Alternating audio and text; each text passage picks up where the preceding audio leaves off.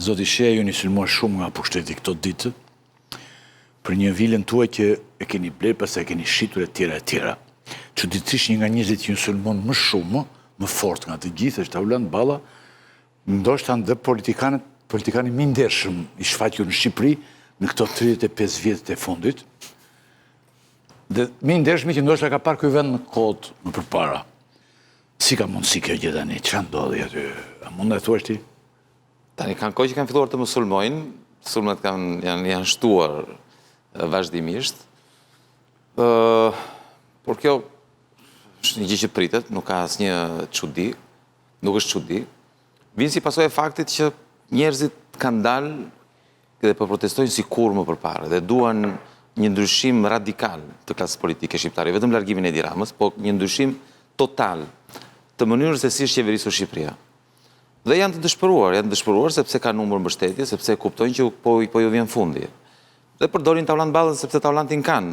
Kishin dikë tjetër më të ndershëm edhe më të besueshëm da kishin përdorur, por përdorin Aulandin edhe gjithë ky mund për të mbërë pis, për të hedhur balt, po ju shkon dëm, sepse siç e thatë dhe ju, tani të akuzoj Auland Balla se për pronat që kam, që e di e gjithë Shqipëria se si i kam bërë në këto 20 vjet, kjo është të vëzhduar në kokë, edhe është absolutisht e pabesueshme për këdo.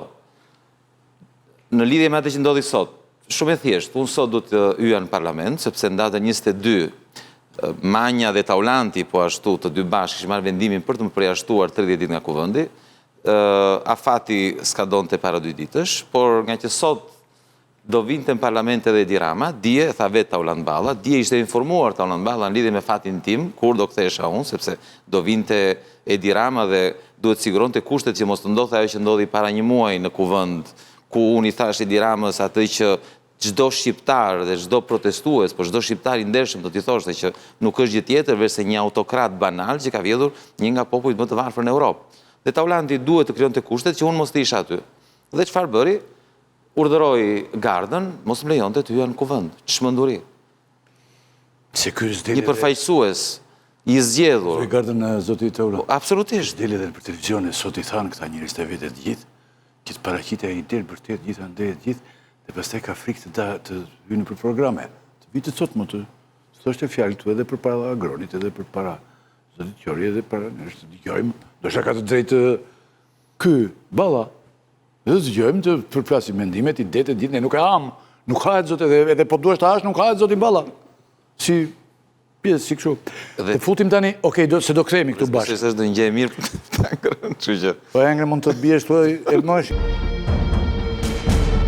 Nëse është e mundur zoti Arber Leshi që ka qenë gjithmonë Arber, mirëmbrëma, faleminderit, dua analizë, por dua thjesht të më jepni një informacion. Apo protestohet më në diasporë se duket si e vakët tani? Ti je në Gjermani në këto momente? Unë jam në Strasburg, në anën e Gjermanit të Strasburgut. Në anën Gjermane, po. Dhe, shiko, unë mund t'ju them me siguri, sapo mblodha pak më herët një listë aktivistëve dhe qyteteve ku është protestu.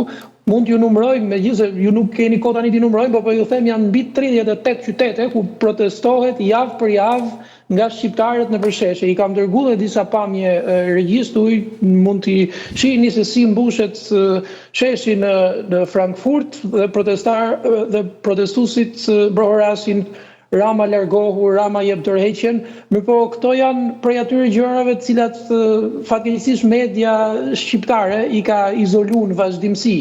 Këtu kemi të bëjmë, domethënë, me gjithë emigrantët kudo ku ndodhen, sikur më përpara, është vërtet e pa parë ndonjëherë, domethënë, po flasim në Australi, në Kanada, në Toronto, New York, kudo, por pamjet, nëse se nuk e di se sa ju i interesojnë, unë mund t'ju dërgoj që i kemi mbledh disa. Ja, po sot s'kemi kohë.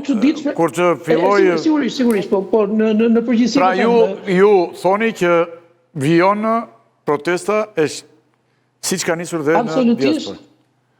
Dhe kjo ka sjell edhe shumë kontribut me sa duket në atë që dhe mediat ndërkombëtare janë sensibilizuar, më shumë po është ironike që mediat ndërkombëtare po transmetojnë më shumë protestat e shqiptarëve nëpër Evropë dhe nëpër botë se sa mediat shqiptare.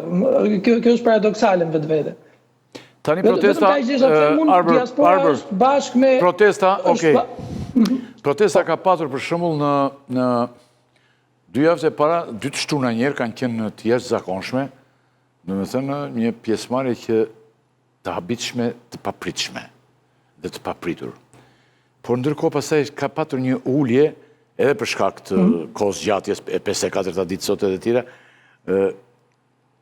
por duket sikur po radikalizohet diçka kjo proteste për shkak të uljes pjesëmarrjes. Për shembull kemi rënë në protestën e Partisë Demokratike, ku mbledh njerëz edhe se në i Molotove në një kështu për të dukur edhe në arenë ndërkombëtare, kështu që median e botës. Nëse më lejon, ndodh një fenomen, u bëra kurioz, gjeta një statistikë nëpër qytetet evropiane, pak a shumë nuk di se sa vlen edhe për Tiranën, po gjatë muajit korrik dhe muajit gusht, 30% e banorëve të qyteteve largohen nga qyteti sepse shkojnë me pushime. Tani imagjinoni nëse në Tiranë 30% e njerëzve largohen me pushime, sepse në fundit pushimet janë pa aq të rëndësishme sa puna, sepse njeriu nuk punon dot nëse nuk ka pushu. Dhe tani kjo sigurisht do duket edhe vapa dhe gjitha do duket një farë rënje, por prap protesta është aty në numra që ky vend dhe ky qytet nuk i ka parë kurrë më parë, më kupton? Dhe Arbër, unë të falenderoj. Fare shkurt që diaspora dhe të gjithë emigrantët jashtë i kanë ti risa në diasporë dhe këtu, tani do kthesh tu apo je edhe në punë tuaj, si tani? Ata të heqin dhe nga puna të Gjermanët. Jo, tani shaka boni ju, po se aty jo, po nuk i thua dot aty do ikë të rrezohet dramën se të heqin nga puna. Kam mungu 1 muaj në punë dhe më kanë heqë vërtet nga puna. Ky është, po e them vetëm këtu. Domethënë pas ke ngrënë edhe aty. Nuk është e rëndësishme. Si? Që nge heqju edhe nga puna aty? Po më kanë heqë nga puna se kam mungu 1 muaj, do mungova 2 javë dhe shkruajta ajo do rri dhe javë tjetër, pastaj do rri. Hajde ri këtu pastaj se s'ke mundësi tjetër. Hajde ulu aty. Tani po jo më nuk do ngelim pa punë, them inshallah, po. Ne urojmë që të kthehesh në punë njerëz së pari të gjitha, po su ktheve, hajde ulu këtu tani, s'ke ç'i bën. Të falenderoj shumë, falenderoj shumë dhe do t'jemi në sezonin që ne kur tari fillojmë. Emisioni ju i ka dhënë protestës gjatë gjithë kësaj kohe, ju falenderit. Faleminderit edhe ti, natën e mirë bashkë. Zoti Agron tani